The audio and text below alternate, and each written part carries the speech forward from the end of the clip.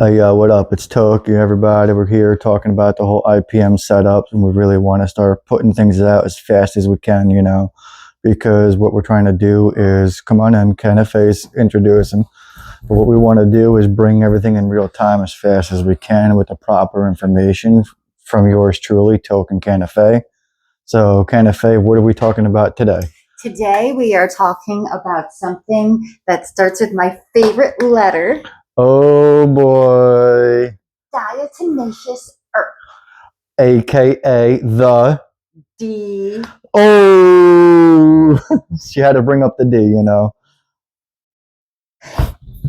That's like, whoop, whoop. Well, it's more like honk, honk. So, let me bring this sign over. So, diatomaceous earth. So, you want to ask a few questions about it? So, what is it for? Explain. Well, what do you mean for? Because there's a few benefits. How do you use this well, yes. So, for someone like me, I have a little more uses than the average person, and a few tips that I really want to share with you because they're very out of the box thinking, because most people don't realize it, and I want to bring that to you at the forefront. So most people understand what diatomaceous earth is.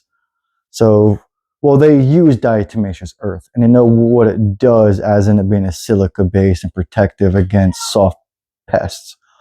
But they actually don't realize what it truly is, fossilized shells being ground up into a flower, and the flower itself is mixed with an anti-caking agent, and it's always going to be food grade when you're dealing with cannabis, because you have to keep that quality there at all times.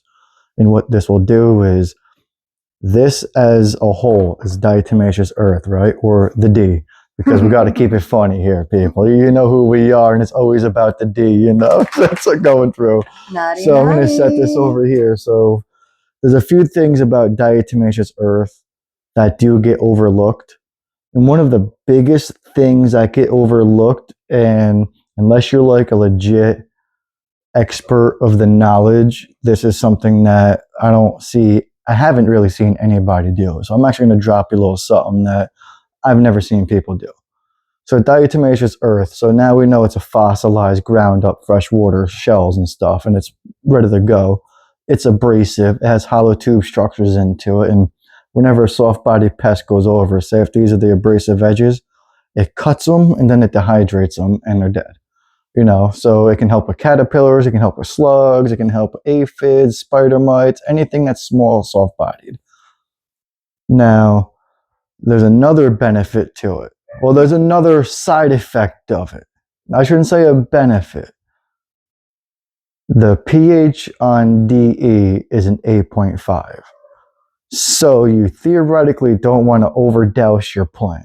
Most people just sprinkle it across their plant, and you see it's like a 1/16 of an inch thick or whatever, and that's absolutely not needed, because what's going to happen, the very first rain, all that diatomaceous earth is going to go on down in your soil, and then you got to figure out how to rebalance the pH after 2 or 3 times of applying diatomaceous earth to your plant.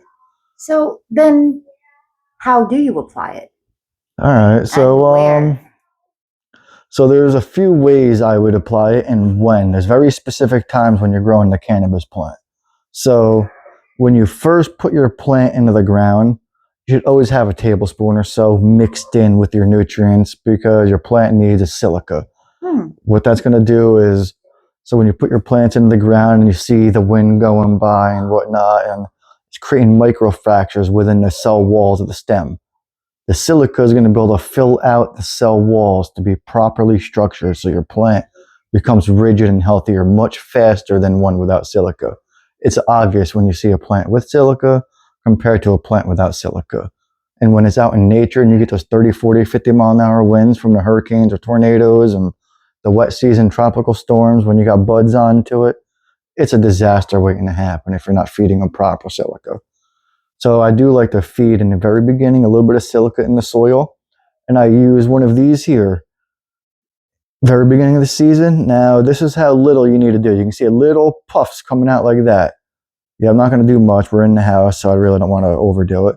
That's all you really need around your plant in order for it to be effective, because you're trying to just spread it out very minimum.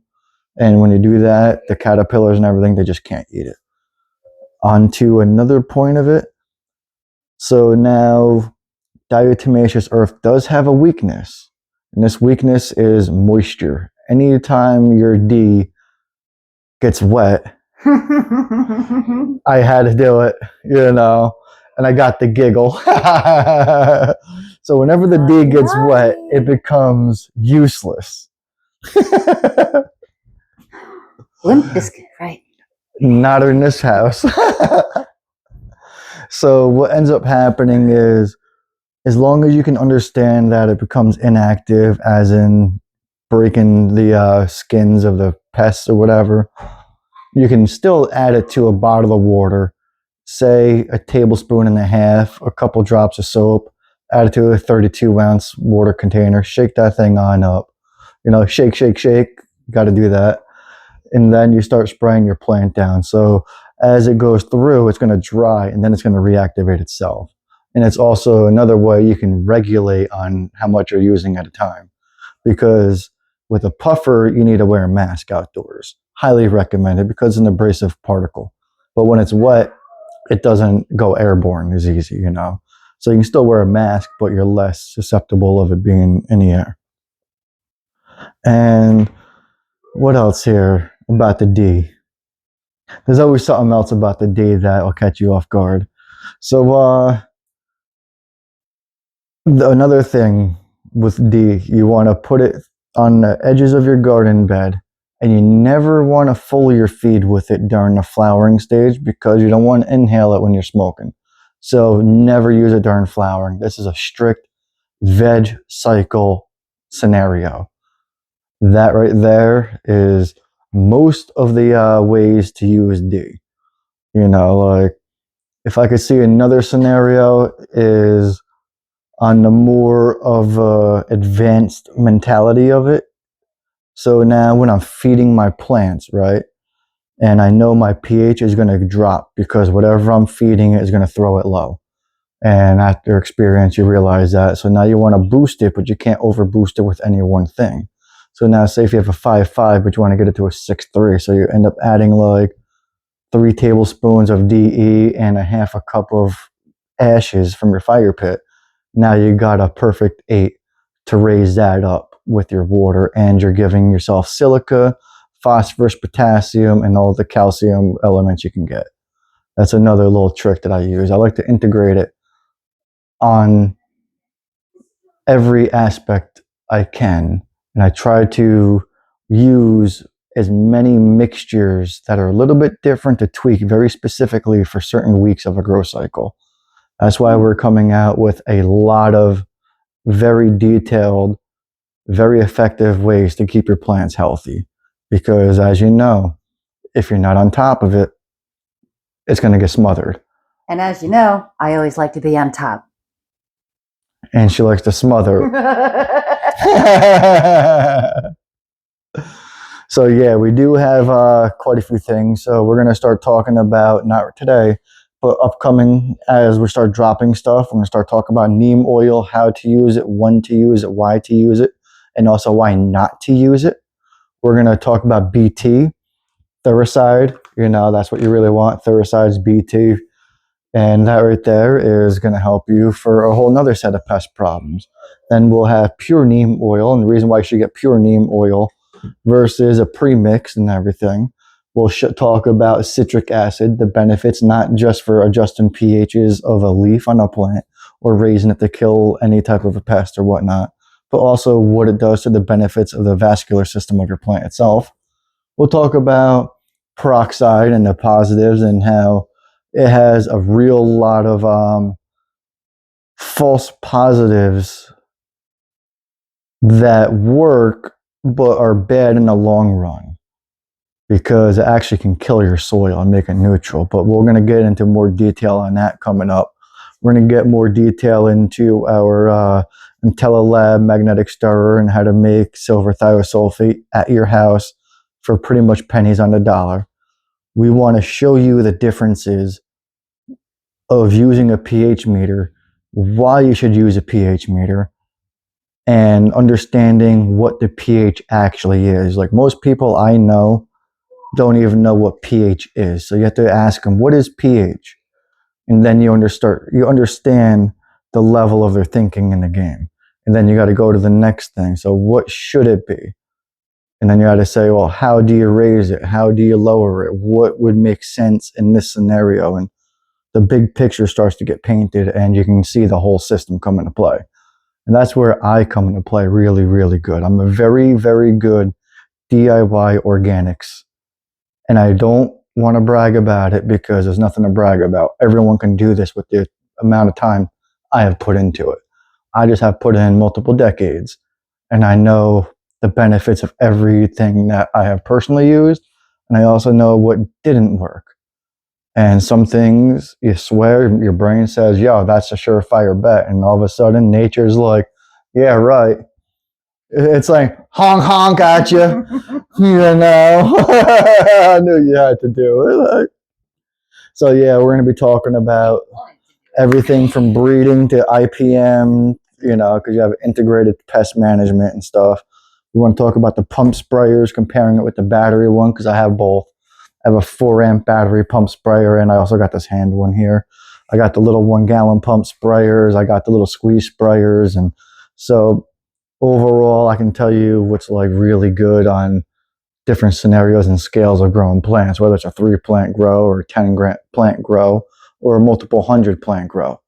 I kind of have a lot of background in this area, and I want to throw out there for everybody because I believe this is something that our community deserves, and not many people were as open enough as what I am to be able to drop whatever minute details I have that separated me side by side with other people. And what separates me from the most part is just knowing that I'm going to always learn something. That's my goal. I don't want to think, if I knew it all, man, that'd be a sad story. I want to learn from everybody because we're all freaking smart. We all have our strengths and stuff. I want to learn from everybody. That's why I like to sit into a room as much as I've done in this. I like to observe. I really like to see the happiness coming out of the souls of the people from growing their plants and smoking it or breeding for the first time and having that help with it, you know. I've helped at least 20 people breed all just by themselves over the years, like legit breeding. Yeah, I'm not a Jeffrey. Yeah, no. But on that note, let's bring it back to the IPM. Okay, guys. So we have a drone, so we want to start doing different perceptions or perspectives, however you want to put it, of our grows and freaking start taking all of our data together and start coming out with stuff on the spot that other people just aren't doing right now. And we want to start bringing classes coming out next year, hands-on, and it's going to involve a book for this area. It's going to involve seeds for this area. It's all going to be a package ready to go. Your IPM is going to be ready. Your food is going to be ready. It's all going to be made in-house. And that's coming out this spring coming up. So stay tuned to that because we got a lot more updates. So what else do you think we should talk about, Faye? I think we should mention the event that we're going to Saturday. That's what I think. Maybe. Oh, yeah? Yeah, I think. No? Okay. So